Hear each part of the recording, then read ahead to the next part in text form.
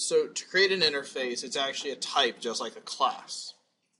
So right click, add, new item, and under class, if you're on C# items, right under class you get interface. Now when you define an interface, the way I always describe it is you're creating a bare bones blueprint for what a class should have.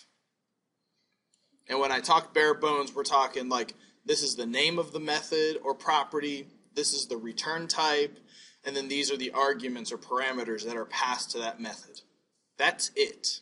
There's no body, there's no implementation.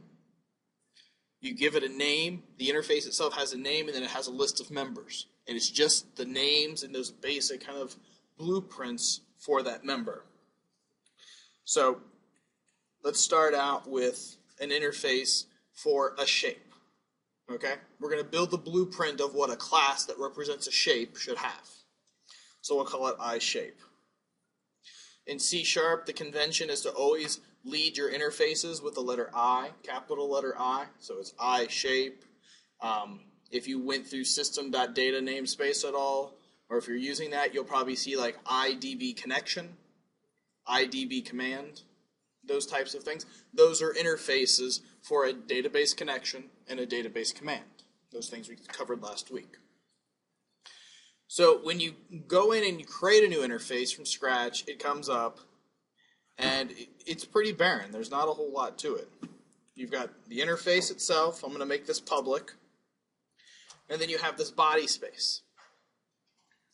Now, when you create properties, normally you would say public, string, first name, and then you'd have your getter and setter. If you're creating an interface definition, it looks more like that. There's no public or private, internal, protected, friend, none of that stuff exists. None of those scope definitions. And the reason for that is anything, any member you define within an interface is public. It has to be public. Otherwise, what's the point of defining an interface? So we're building this shape interface, so first name is not applicable. But maybe we have something like int width, int height, string name,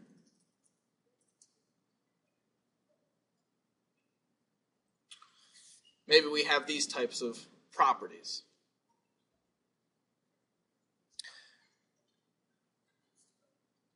So in doing this, we're defining what properties should a shape have. Now, what's a method that we could use? I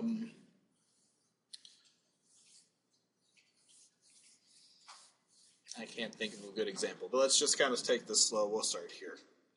So I've now defined this interface. This interface is a type. Just like when you create a variable, you have to give it a type, integer, string. If you create your own class, that becomes a type. So you can have a variable of type student or type, whatever your class is. Interfaces can also be treated as types. And we'll get to that more in detail, but kind of keep that idea in mind that these interfaces are actually, you're creating types. Just like you would create a class, your interface is a type. So you can actually declare variables of type iShape. And you can store things that implement iShape. So what does an implementation look like? So if we go back into our solution, we'll add a new class. And let's just start out with a simple one, square. So this is our class, square. And if we wanted to inherit from a class, we would use the colon. Well, to implement, you also use a colon. So inheriting, you inherit classes. Interfaces, you implement interfaces. So taking a class and wanting to extend it, add functionality to it, but consume its features that it already exists, you do that with a class and you inherit it. An interface says this is a blueprint, so you have to implement the blueprint of an interface. So this square, we're going to implement iShape. Now, Visual Studio is smart, and it says, hey, you just define an interface or define that you want to implement this interface. It gives you an accelerator and says, do you want to implement the interface or do you want to explicitly implement the interface? We'll just go with the top one, and I'll talk about explicit implementations later. So what it does is it takes that blueprint and it sucks it into your class, and it says, okay, you need a width, a height, and a name. And it stubs out gets and sets for you automatically. Let me collapse these. And if you look at one of these, you'll notice that it has these full body widthing or get and sets. I prefer just to use the simple ones when I don't need to do anything fancy, so we'll just do these as get set. Now remember, this is a class. So what we're doing is we're creating private variables behind that, we're setting these up, and this is now a class that implements iShape. Now we can go beyond these, and we could also do something else like public int perimeter. I think I spelled that wrong. I think it's meter, perimeter. You know where I'm going. I'm in computer science because I can't spell, I'll be honest. So we've now added an additional property, and to calculate perimeter, it's return width times 2 times width plus 2 times height. So that's the perimeter, sides and top, right? For a square. So we have this additional property that we're using that we're just calculating on the fly. Now that still complies. We can extend beyond just the interface definition. We can add additional properties. We can add methods. We can do all kinds of additional stuff to this class. But if we say that we're implementing iShape, we have to have a width and a height and a name. So if I run this right now, it'll compile and everything's fine. If I go, well, I don't really want to do name. I don't care about name. If I try to compile, the compiler will come back and tell me that you're claiming to implement iShape, but you're missing this member, name. So by choosing to implement the interface, you have to comply with the requirements of that blueprint.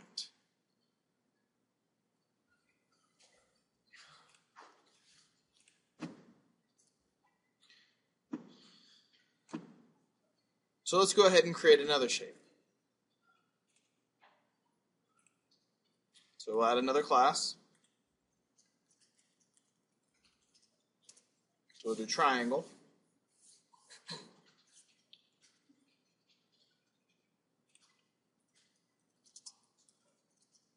And I'll implement iShape again.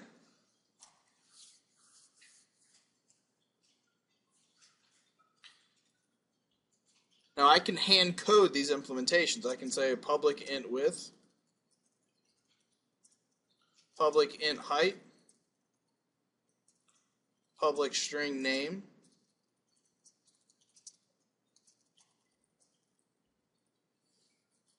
and if I try to compile, I comply with the interface.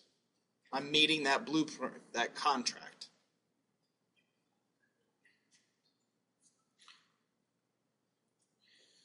We could get real fancy. We could say public enum triangle type. And no, this is me trying to show my geometry skills. There's an equilateral. There's an obtuse. And what was it? Isosceles. Can you spell isosceles? Because I can't. Isos. I think it's a C. Oh, see?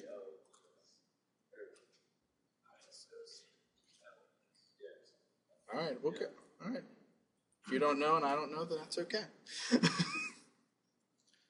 So we can create this enum. It's SC. Oh, here we go. Now he's looking it up on the internet. So how is it? Just need one more S. S here? Isosceles, okay. You want to spell equilateral while you're there?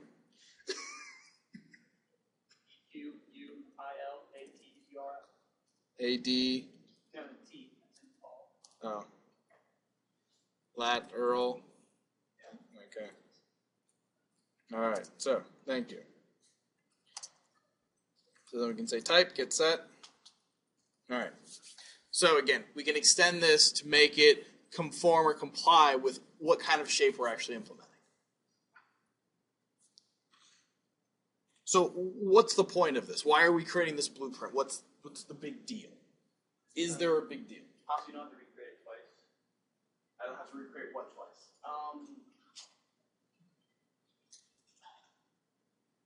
Well, in this case, with height, name, and then it allows you to have similar properties. You can, in your code, you can standardize like width or height, and then just make it dynamic depending on the object. Right. Yes. Can you articulate that so everyone else understands?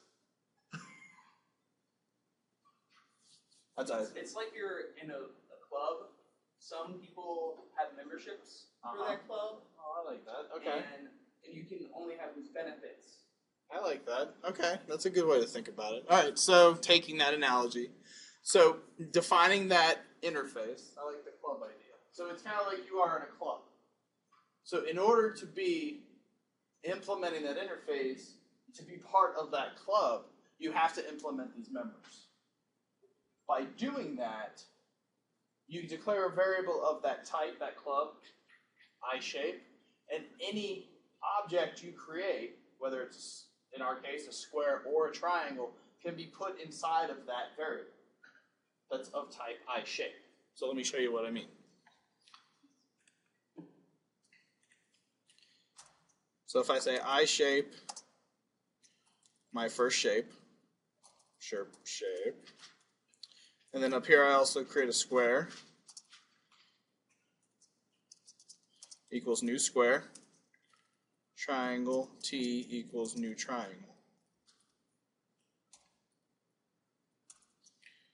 I'll do a console.read.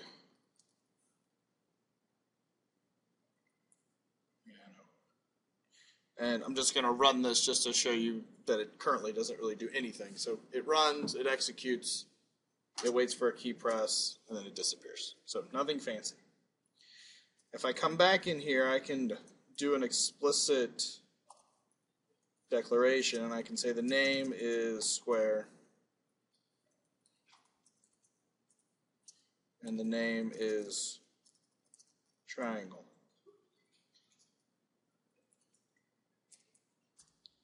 So I can do a console write line, and I can say square.name, console write line, t.name.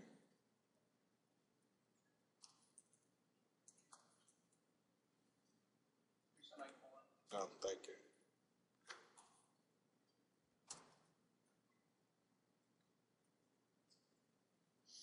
All right, so what this is going to do is I got my square, I have my triangle, they both have a name. I'm doing nothing more than saying console.writeLine, the name of the square, and the name of the triangle. And then I've declared my first shape, I-shape, but I'm not doing anything with it yet. So when I output to the screen, I output square, triangle, their names.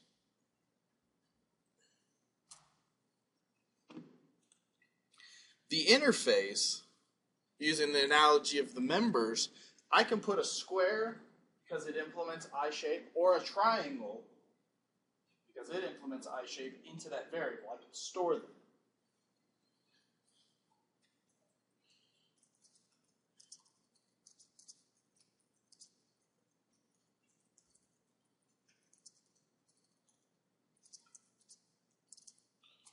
So if I say my first shape equals square, all right, so I'm taking that new square that I gave a name square and I'm putting it inside of my first shape.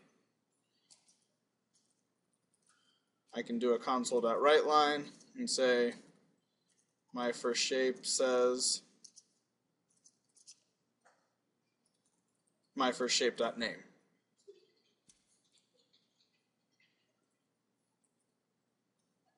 Now if I run,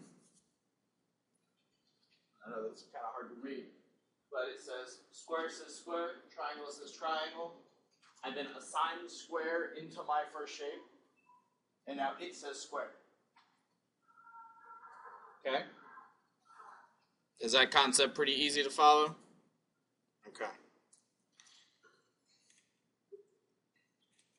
I can also do this.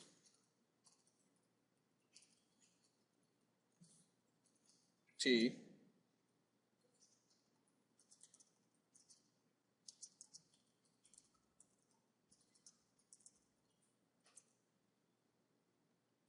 So then I'll assign the square first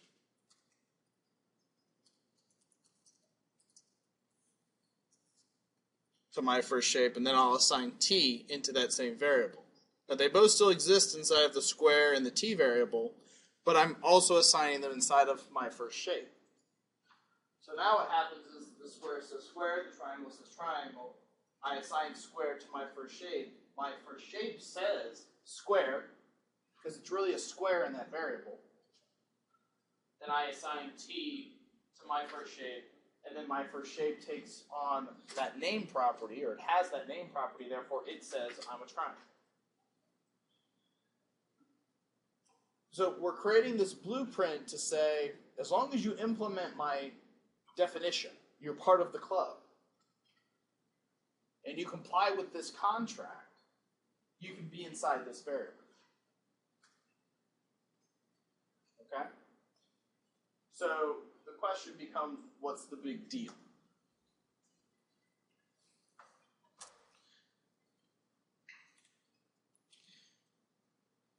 Well, two things. One, I'm going to create a third class.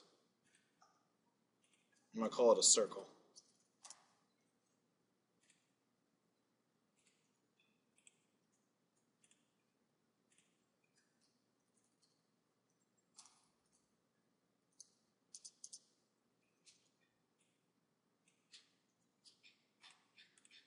And I'm not going to implement my interface.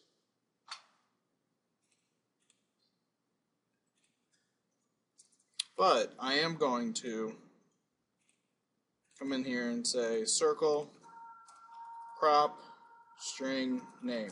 So it has a name property. I'll even go as far as saying prop int width, prop int height. That looks like our interface, right? Same properties. So I say circle, C equals new circle.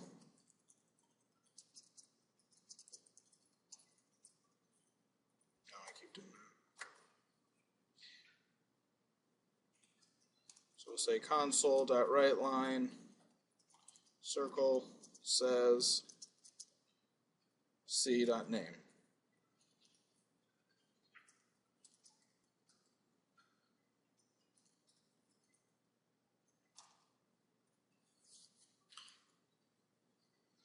Square says square, triangle says triangle, circle says circle. I assign my square to my first shape. Same thing.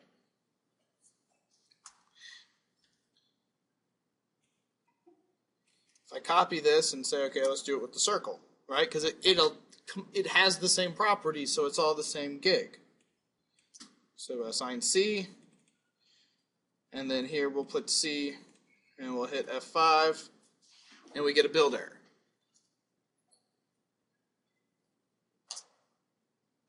It says it cannot implicitly convert circle to I shape. Without the actual association, basically agreeing to bind to that contract of I shape, you're not implementing the interface. You may look like you are because you've got all the same properties, but without doing colon I shape after that class name, it doesn't count. So just by matching up the property names and methods doesn't cut it.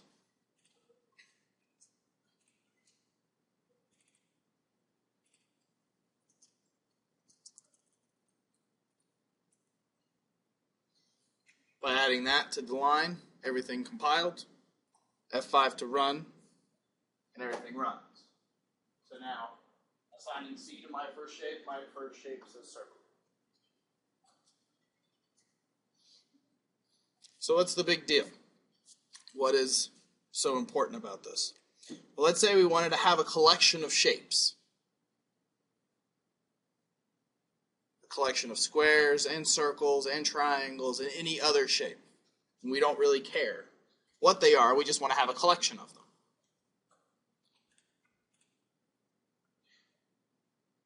I'm going to go ahead and comment all this out. Actually, I'll extract it and say